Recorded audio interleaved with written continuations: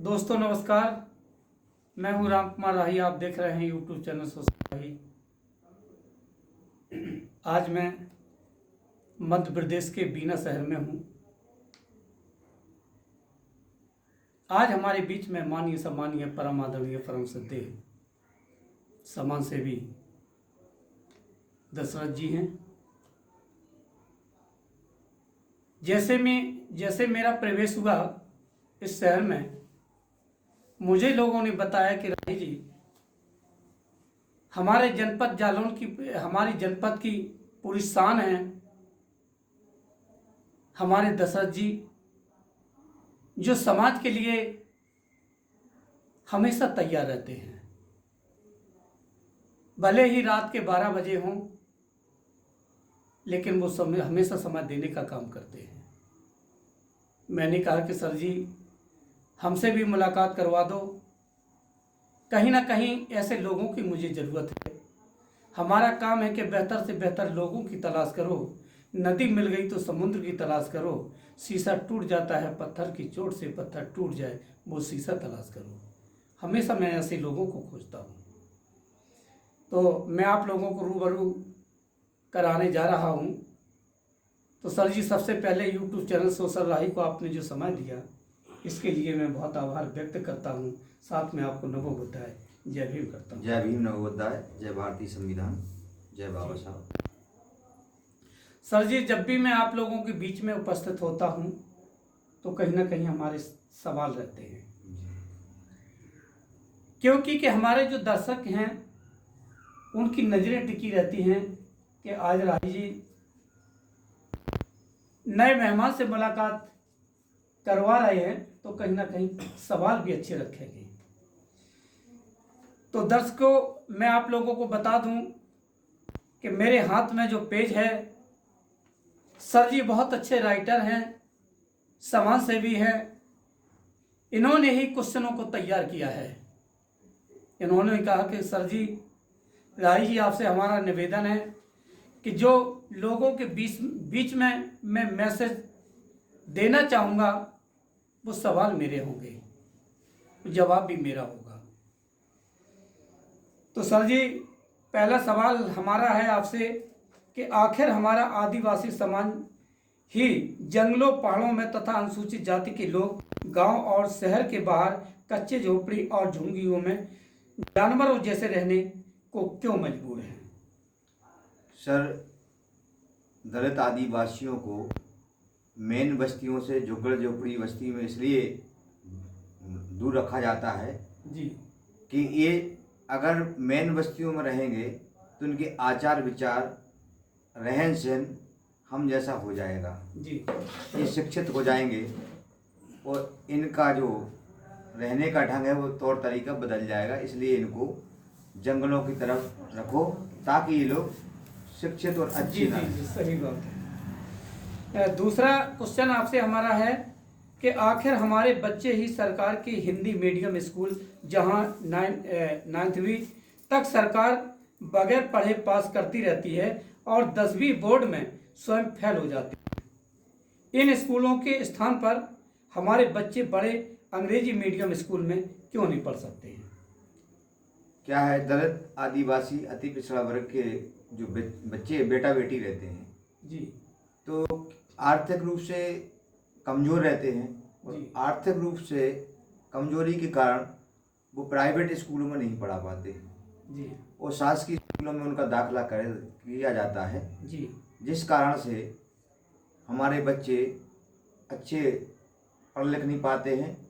तो उनको सरकार की ये नीति है कि SC/ST के जो गरीब तत्व के बच्चे हैं इनको शिक्षा से वंचित रखो जी, और इनको बिना टेस्टिंग के पास करते जाओ। तो इनका जो बुद्धि विवेक है वो कमजोर रहेगा।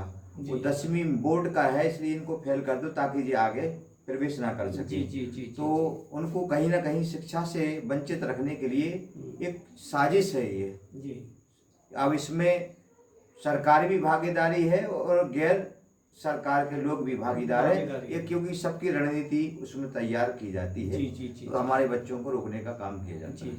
सर जी, अगला सवाल है, आखिर हमसे जाति के आधार पर ऊंच नीच, छुआछूत, भेदभाव और गैर बराबरी का व्यवहार क्यों होता है? क्योंकि जो भारत देश है वो जाति प्रधान देश है। जी यहाँ पैदा होने से लेकर मरने तक जाति से लोग जाने जाते हैं। जी जी जी तो इसलिए उनको पता है कि ये एससी के हैं, एसटी के हैं, जिस कैटेगरी का जो रहता है और उस कैटेगरी के हिसाब से उनसे हीन भावना रखते हैं। जी और जातीय भेदभाव शायद ही कोई सरकार खत्म कर पाए, जी क्योंकि बाबा साहब ने भारतीय संविधान में समता, समानता, बंधुता, मानवता, भाईचारा जी स्थापित करने के लिए संविधान दिया है जी और सभी को मानवीय अधिकार दिए हैं। और एक जो लोगों के दिलों में जहन है कि भारतीय संविधान बाबा साहब ने दलितों के हित में लिखा है, ये बहुत बड़ा प्रश्न है। जी जबकि भारतीय संविधान बाबा साहब ने दलितों के हित में नहीं, सर्व समाज के हित में लिखा है। बिल्कुल बिल्कुल, तभी तो लिखा कि हम भारत के लोग। जी, बाबा साहब अम्बेडकर ने की सोच थी कि इस मेरे संविधान से पूरे देश का भविष्य उज्जवल हो। दूसरा उनकी ये सोच थी। और जो मनुवाद ग्रंथ हैं जी उनके अनुसार अगर हम देखें तो उनकी विचारधारा और अम्बेडकर विचारधारा अलग है। जी अलग ऐसी है कि मनु ग्रंथ कहते हैं कि ब्राह्मण भिक्षा मांग करके परिवार चलाएगा, चलाएगा। वैश्य जो है व्यापार करेगा। लेकिन बाबा साहब का संविधान पिछड़ा वर्ग जो है, क्षत्रिय समाज है, जो रक्षा करने का काम करेगा। लेकिन बाबा साहब का संविधान कहता है जी कि ब्राह्मण का बेटा भी शिक्षित होगा जी जी जी और वोट के अधिकार के तहत ब्राह्मण का बेटा भी जो है सांसद, विधायक बनेगा, मंत्री बनेगा। तो ये बाबा साहब के संविधान में और इनके ग्रंथों में आप अंतर देख लीजिए। पूरा देश देख सकता है इस अंतर को कि इसमें अंतर क्या है। बाबा साहब ने एक मानव जीवन की खुशहाली के लिए संविधान बनाया है और ये लाचार कमजोर बनाने के लिए मनु ग्रंथों में, खुद के उन्हीं की ग्रंथ है, ये मैं नहीं कह रहा हूँ, उन्हीं की ग्रंथ ये कहते हैं कि हमारा वर्ग भिक्षा मांग करके जीवन यापन करेगा। और बाबा साहब का ग्रंथ क्या कह रहा है, संविधान क्या कह रहा है कि आप शिक्षित बने और आप नौकरी करें, राजनीति में आगे बढ़े, आप खुशहाल रहें, समता, समानता, बंधुता से रहें। ये बाबा साहब का संविधान है। जी जी जी जी सर, ये मेरा आगे का जो सवाल है आप वो है कि आखिर हमारी बहन बेटियां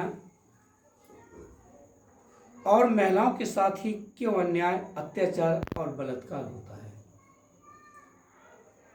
सर जी, राम कुमार राही जी, आपके चैनल पे आपने मुझे मौका दिया तो मैं हर सवाल का आपको अच्छा ही जवाब दूंगा। और हमारे दर्शक भाई भी देख रहे हैं, उनको भी मिल जाऊँ। क्योंकि हमारा जो SC/ST वर्ग का आदमी है वो हर वर्ग के व्यक्ति को सम्मान देता है, लेकिन इसकी बहन बेटी की जब बात होती है तो वो इसको घृणा की दृष्टि से देखते हैं जी कि हम इसको अपने काबू में कैसे करें। क्योंकि हमारी बहन बेटियां भी आज जो है बाबा साहब के संविधान से पढ़ लिख गई हैं और अच्छे स्वच्छता से रहती हैं, तो उनका जो नज़रिया रहता है वो इनको गलत नीति देखने का रहता है। दूसरा, हम सबकी बहन बेटी को बहन मानते हैं। वही हमारा पूरा इतिहास गवाह है इस बात को कि हम लोगों ने सम्मान देने का इस देश में काम किया हमारे लोगों ने। एक आपने गांव में बाबा साहब और ज्योतिबा राव फूले ने अगर काम किया है जी, महापुरुषों ने, तो महिलाओं के ऊपर सबसे ज्यादा काम जी। तो आज जो भारतीय संविधान से जो शिक्षा और शिक्षा नौकरी और महिलाओं को स्वतंत्र रहने का अधिकार जो बाबा साहब ने दिया है, तो ये लोग नहीं चाहते कि हम लोग की बच्चियां, बहन बेटियां पढ़ लिख कर आगे बढ़े, अच्छी रहें, अच्छे कपड़े पहने। तो कुछ हीन भावना के कारण अत्याचार होता है। जब बाबा साहब की बात आपने चालू कर दी है और हमारे दर्शकों की नज़रें टिकी हुई हैं, तो थोड़ी बहुत चर्चा हिंदू कोड बिल पे भी हो जाना चाहिए। तो हिंदू कोड बिल के बारे में थोड़ा बहुत बता दो। अब देखिए सर, मुझसे अधिक बुद्धिजीवी लोग इस देश में हैं। जी जी मैं तो एक मजदूर हूँ जी। उसके बाद भी मैं महापुरुषों के मिशन को गांव-गांव तक पहुंचाने का काम कर रहा हूं। जी। हिंदू कोड बिल में आज जो अधिकार मिले हैं महिलाओं को, जी वो शायद कहीं और ग्रंथों में नहीं नहीं है, सही बात है। तो आज महिलाओं को सारे अंधविश्वास पाखंडवाद छोड़ करके सावित्रीबाई फुले जो इस देश की प्रथम शिक्षिका बनी, जी जी जिन्हों के ऊपर गोबर फेंका गया, उनको प्रताड़ित किया गया, मानसिक प्रताड़ित किया गया, जी तरह तरह के लालछन लगाए गए, उसके बावजूद उन्होंने SC/ST सर्व समाज की महिलाओं को शिक्षा देने का काम किया है। जी तो उसमें सारे जो संविधान बना है, तो संत कबीर फुले, सावित्रीबाई फुले, साहू छत्रपति महाराज, सारों का लोगों का, संत रविदास महाराज जी, गांडीकर महाराज जी, सारे संतों का, नामदेव महाराज जी, सभी संतों का समावेश उसमें किया गया है। जी जी समता, समानता, बंधुता, भाईचारा, भारत है। जो आधारित जो हमारा संविधान है। तो मैं तो अधिकतर बाबा साहब को पढ़ता हूँ और संविधान के बारे में थोड़ा जानने का प्रयास करता चलो हूँ। सर आगे चलते हैं जी। आखिरी मेरा जो है 5वां मेरा सवाल है कि आखिर हम और हमारा समाज ही मजदूर और छोटा किसान तथा दस्तकार क्यों है, और हम कारखानों के मालिक और बड़े व्यापारी तथा जमींदार क्यों नहीं बन पाए? क्योंकि ये हमारा जो SC/ST कौम ही वफादार जाता रहा। जी कुछ समय पहले, मैं तो उम्र में छोटा हूँ, कुछ समय पहले जब हमारे लोगों को कोई भूमि देता था कि ये भूमि आप रख लीजिए, तो हमारे पुरखे जो कहते थे कि साहब इस भूमि का हम क्या करेंगे। जी तो एक तो ये ईमानदार लोग ज़्यादा थे। जी जी जी जी दूसरा ये है कि हमारे लोग मालिक इसलिए नहीं बने हैं क्योंकि हमारा बच्चा जब पैदा होता है तो हम स्कूल भेजते हैं और उनके माँ बाप डांटते हैं, तो दादा दादी कहते हैं कि नहीं नहीं इनको मत मारो, हमारे बेटा बेटी को, ये तो मजदूरी कर खा लेंगे। तो हमारी जो मानसिकता है ऊपर, सोच जो है वो हमारे यहाँ मजदूरी पैदा होने से लेकर मरने तक मजदूरी की बात हमारे जीवन में भरी हुई है। तो हम लोग, और आर्थिक सामाजिक परिवर्तन हो भारतीय संविधान से हुआ है, हम शिक्षित हुए, लेकिन हमें वो क्षमता नहीं आई है कि हम जो पैसा इन्वेस्ट करें वो व्यापार की तरफ करें। भाई हमारा जो जहाँ तक दिमाग डाइवर्ट किया है हमारे परिवार के लोगों ने, समाज के लोगों ने, मजदूरी की तरफ करा है। दूसरा, अगर हम पढ़ लिख के नौकरी करें तो हम फिर व्यापार की तरफ नहीं भागे। अन्य जो लोग हैं वो व्यापार की तरफ भागे, इसलिए वो मालिक है। भाई हमने वो शक्ति अपने आप में दृढ़ शक्ति प्रदान नहीं की है जिससे कि हम मालिक बन सके। जी जी जी जी जी बिल्कुल सही कहा आपने। अब अगला सवाल है, आखिर हम लोग ही क्यों कर्ज में होते हैं और कर्ज चुकाते हैं, चुकाते चुकाते मर भी जाते हैं? सबसे बड़ा मुख्य कारण है हमारा अंधविश्वास होना। जी रूढ़िवादी परंपराओं को हम अपनाते हैं, आर्थिक तंगी का हम लोग परेशान होते हैं। जैसे कि मृत्यु भोज है, जन्मदिन मनाना, और आजकल एक नया वो चल रहा है कि मकान बनाना और फिर उसका गृह प्रवेश। तो हम उसमें लिखते हैं कि गृह, जी तो वो गृह थोड़ी है, हमारा निवास स्थान है। निवास स्थान है। तो गृह हम जो लगाते हैं वो गृह हमारा शब्द खराब है। सही बात है, गिरा लग जाते हैं फिर वो। जी, तो हमें ये नहीं करना चाहिए। उसके जो और भी जो अन्य चीज़ें हैं वो मैं नहीं बताना चाहता हूँ। सही बात है कि गहरे में नहीं जाना चाहता हूँ। मैं शॉर्टकट में यही कहता हूँ कि अंधविश्वास, पाखंडवाद, रूढ़िवाद जो परंपराएं हैं उनको हमें समाप्त करने की जरूरत है, तो हम कर्ज से मुक्त हो सकते हैं। और हमारी आने वाली पीढ़ी भी उससे मुक्त होगी। हम किसी के कर्जदार नहीं रहेंगे। जी आगे का सवाल है कि आखिर हम पढ़े लिखे होने के बाद भी क्यों सम्मानजनक नौकरी और दूसरे रोजगार नहीं मिल पा रहे हैं? ऐसा क्यों है? उसका मुख्य कारण है कि हम अपने हक और अधिकार के बारे में सही जानकारी नहीं रखते।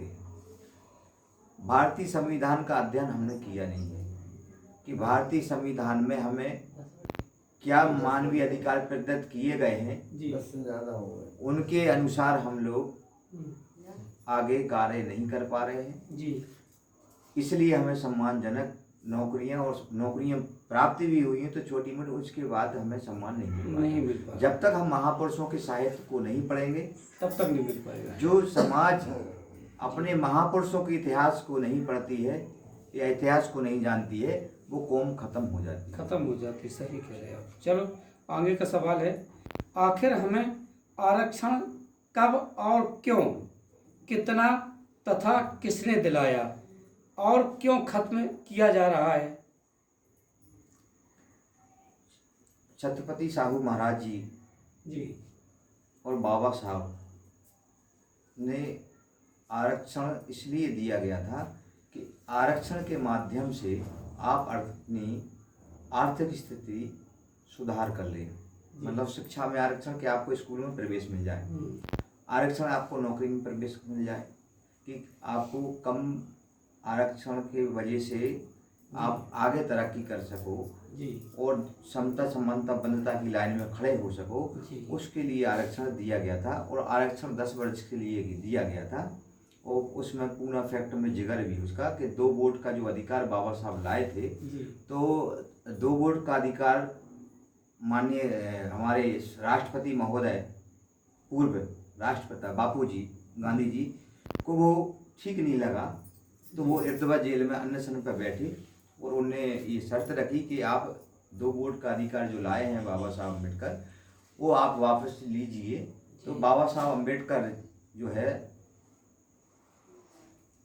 नहीं लेना चाहते थे, लेकिन जब पूरे देश में कत्लेआम होने लगा तो बाबा साहब अम्बेडकर ने सोचा कि मैं जिस कौम के लिए ये अधिकार लाया हूँ, जब मेरे कौम ही नहीं इस देश में रहेगी तो मैं इस 2 वोट के अधिकार का क्या करूँगा। तो उस समय बाबा साहब अम्बेडकर के पास कस्तूरबा बाई गांधी आई और उन्होंने अपना पल्लू फैलाया और बाबा साहब से बोली कि हे बाबा साहब, मेरे बड़े भाई, मैं आपसे अपने सुहाग की भीख मांगती हूँ।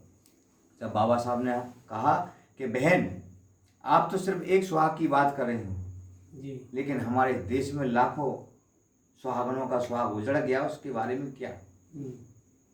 तो वो संतुष्ट जवाब नहीं दे पाई जी। उसके बाद भी बाबा साहब ने सोचा कि अगर मेरे द्वारा 1 वोट का अधिकार वापस नहीं लिया गया, जो 2 वोट का अधिकार है, तो इस देश में कत्लेआम होगा। उसके एवज में उन्होंने शर्त रखी कि हमें शिक्षा, नौकरी और राजनीति में रिजर्वेशन की व्यवस्था चाहिए जी। तो उन्होंने सिग्नेचर कर दी। सर आगे का मेरा सवाल है कि हमारे पूर्वज हजारों साल तक जानवरों जैसी जिंदगी जीने के बाद इंसानियत की जिंदगी गुजर बसर करने लायक कैसे बन पाए? महापुरुषों के साहित्य और इतिहास को जब उन्होंने देखा, वो संविधान को पढ़ा, वो पूरे देश में जब हमारे सामाजिक कार्यकर्ता गांव-गांव निकले, उन्होंने अधिकारों के बारे में बताया जी, तब जाकर के हमारे लोगों को जीवन स्तर बढ़ा जी, अच्छे से यापन करने लगे और सम्मान मिला है जो वो बाबा साहब के संविधान से जी। सर जी आखिरी मेरा सवाल है, आखिर हमारे समाज के पंचायत सदस्य से लेकर मुख्य न्यायाधीश और राष्ट्रपति जाने के बाद भी हमारी सुनवाई क्यों नहीं होती है? और आज़ादी के 75 साल बाद भी हमारी गरीबी और जातिगत भेदभाव तथा अन्याय अत्याचार दूर क्यों नहीं हुआ? हमारे राष्ट्रपति या प्रधानमंत्री या विधायक, सांसद, पंचायत सचिव बनने के बाद, जनपद बनने के बाद हमको सम्मान इसलिए नहीं मिल पाता है क्योंकि जिस रिजर्व सीट से वो चुन के गए हैं, वो जिन लोगों ने उनको चुना है, जिन लोगों ने उनको चुना है और जिस रिजर्व सीट से वो चुन के गए हैं जी, तो वो बाबा साहब के संविधान की बदौलत तो वो उनको अधिकार मिला चुनाव लड़ने का जी। और उस अधिकार को वोट का अधिकार की बदौलत जो पब्लिक ने उनको चुना है जी, उसके बाद वो वहाँ तक पहुँचे हैं जी। लेकिन पहुँचे तो वो समाज से जी, लेकिन जिस व्यवस्था में वो जाते हैं जी, उस व्यवस्था के लोगों ने उनको लड़ाया है जी। तो वो पहले उनकी बात मानेंगे ना। सही कह रहे हैं भाई, जिस व्यवस्था के लोगों ने उनको लड़ाया है जी, तो उन आकाओं की बात मानते हैं उस समाज की बात नहीं मानते हैं जिन्हें निर्वाचित करके उनको भेजा है। जी। अब दूसरा ये है कि जो हमारे SC/ST के अधिकारी कर्मचारी बन जाते हैं वो आज रंगीन टीवी, गोरी बीवी, गाड़ी बंगला में भूले हुए हैं। वो सगे भाई को ध्यान में नहीं रखते। जी। क्या कर रहे हैं वो? बाबा साहब अम्बेडकर की रिकमेंड पे जो 15 लोग विदेश गए थे पढ़ने के बाद, जब वो वापस आए देश, तो उन्होंने कहा था कि आपकी कमाई का 5वां हिस्सा समाज के उत्थान में और विकास में खर्च करना। जी। लेकिन लौटने के बाद जब वो आए शिक्षित होकर के, तो उन्होंने सर्वप्रथम मंदिर की ओर दौड़ लगाना चालू किया और उसकी पत्नी भी जो है व्रत करती है और वो मंदिर की तरफ दौड़ती है। जी जी जी। और जब उसकी बेइज्जती होती है, अपमान होता है, तो संविधान की तरफ दौड़ती है। जी। तो एक ये है कि हमने जो है अपने महापुरुषों से गद्दारी की। जिन महापुरुषों ने हमें मान सम्मान स्वाभिमान से जीना सिखाया, जी। आज हमने उन्हीं को धोखा दिया, तो आपको भी लोग धोखा देंगे। जी जी जी जी। भाई, जिस समाज ने आपको चुन करके पार्लियामेंट में भेजा, उस समाज पे आज अन्य अत्याचार हो रहा है। आज आप देख लीजिए, पहले सीधी में आदिवासी के ऊपर पेशाब कांड, जी। फिर मलकपुर में हमारी 2 आदिवासी महिलाओं को नग्न अवस्था में घुमाया गया, उनके साथ बलात्कार किया गया, फिर उनको मार दिया। फिर वही उसी मलकपुर में दूसरी आदिवासी महिला के साथ में दौड़ा करके मारा गया, उसको कोई ने आवाज उठाई नहीं। जी। छतरपुर जिले में, MP का छतरपुर जिला है, वहां पर आदिवासी दलित समाज के व्यक्ति ने मजदूरी मांगी, उसको मारा और फिर उसको मार करके मेला खिलाया। शिवपुरी में गीता जाटव सरपंच चुनी हुई प्रतिनिधि है, उसके साथ उस दबंग लोगों ने कीचड़ में भगा के मारा और उसके बेटे को मारा, किसी ने कोई आवाज। हमारे चुने हुए प्रतिनिधियों के साथ मारपीट हो रही, हमारे कर्मचारियों के साथ मारपीट हो रही। आज आरक्षण पर कुटाड़ा घाट हो रहा है, संविधान परिवर्तन की बात की जा रही है। आज लाखों संगठन चलने के बाद, लाखों हमारे राजनीतिक दल बनने के बाद हमारी दशा वही की वही हो रही है। हम दिशा विहीन हो रहे हैं और हम बैक हो रहे हैं, पुरानी पद्धति में की ओर जा रहे हैं। अगर हमने अपनी दशा और दिशा बदलने के लिए, आरक्षण बचाने के लिए, संविधान बचाने के लिए सड़कों पे आंदोलन नहीं किया, कोई माइकलाल नहीं है आपको बचाने वाला। आपके दिन जब संविधान होते हुए जब आपकी बहन बेटी को दौड़ा कर मारा जा रहा है, आपकी बहन बेटी की इज्जत आबरू लूटी जा रही है, आपके मकानों पे कब्जा हो रहा है, आपकी भूमि पे कब्जा हो रहा है, जिस दिन बाबा साहब का संविधान नहीं रहेगा इस देश में, उस दिन आपकी क्या दशा और दिशा होगी, आप ये चिंतन करिए, सोचिए, विचार करिए। आज जो हमारा पढ़ा लिखा IAS है, IPS है, सांसद है, विधायक है, जनपद जिला सदस्य है, वो ये बात मेरी कान खोल के सुन ले कि जिस दिन परिवर्तन होगा तो जो रंगीन टीवी, गोरी बीवी, गाड़ी बंगला आपने बना रखा है, सोना चांदी, पहले नंबर आपके ऊपर अटैक होगा। दशरथ अहरवार के साथ अटैक नहीं होगा। सही बात। क्यों? क्योंकि उनको पता है कि दशरथ अहरवार मजदूरी करता है, इससे मिलने वाला कुछ नहीं है, ये तो पहले ही गुलाम है। अगर बाबा साहब के संविधान से आज रंगीन टीवी, गोरी टीवी मिली है और अगर ओठों पे लाली लगी है और धुतिया बुतिया सिचकिया आज पी रहे हो, तो बाबा साहब के संविधान की बदौलत है। तो आपके बंगलों पर पहले नंबर अधिक मनुवादी लोग और सरकारें आपके बंगलों को लूटने का काम करेंगी, आपको जो गाड़ी बंगला है वो छीनने का काम करेंगी, दशरथ अहरवार का नहीं करेंगे। आज दशरथ अहरवार जीवित है, महापुरुषों की जीवनी को पढ़ा है, इसलिए संघर्ष करने के लिए अड़ा है। सर जी, तो अभी तक समाज के लिए आपने और क्या काम किया? आज जितने भी जगहों पर अनुसूचित जाति, जनजाति, अति पिछड़ा वर्ग एवं माइनॉरिटी के ऊपर जहां भी अन्य अत्याचार होता है, मैं उनको न्याय दिलाने के लिए तत्पर वहां पर पहुंचता हूं। कोई इलाज से वंचित है, कोई शासन की योजनाओं से वंचित है, कोई PM आवास से वंचित है, तो इस सारे लोगों को मध्य प्रदेश शासन, केंद्र शासन की योजनाओं का लाभ दिलाने का मैं काम करता हूँ। जिसके ऊपर भी अन्य अत्याचार होता है उसके लिए मैं आवेदन निवेदन के जरिए ब्लॉक स्तर से लेकर के जिला स्तर और जिला स्तर से प्रदेश स्तर और दिल्ली तक मैं पीछे नहीं हटता हूँ। मदद करने के लिए क्या कोई आपके पास संगठन है क्या? जी हाँ, संगठन है। संगठन का मैं कई संगठनों के माध्यम से लोगों की मदद करता हूँ। जैसे अखिल भारतीय रविदास धर्म संगठन है एक मेरे पास, उसमें भी मैं सदस्य हूँ। जी। अहिरवार समाज संघ भारत, जिसके मैं संभागीय उपाध्यक्ष हूँ सागर का।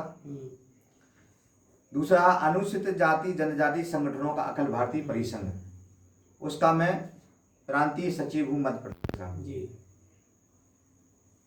तो दलित महापंचायत में भी मैंने काम किया है, दलित एक्शन कमेटी में भी मैं प्रदेश महामंत्री हूँ, बौद्ध सोसाइटी में भी काम करता हूँ। तो सभी संगठनों के माध्यम से मैं लोगों की हमेशा तत्पर मदद करने के लिए तैयार हूँ।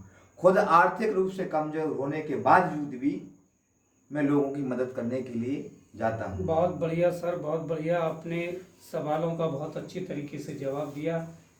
आपने सोशल भाई यूट्यूब चैनल को समय दिया, इसके लिए मैं बहुत आभार व्यक्त करता हूँ। साथ में सभी मेरे दर्शक जो मुझे सुन रहे हैं और देख रहे हैं, सभी को मेरी ओर से जय भीम, नमो बुद्धाय, जय भारतीय संविधान। आप लोगों को अगर मेरे द्वारा कोई बात बुरी लगी हो तो मैं आप सभी से क्षमा प्रार्थी हूँ। आपको बहुत बहुत साधुवाद। जय भीम।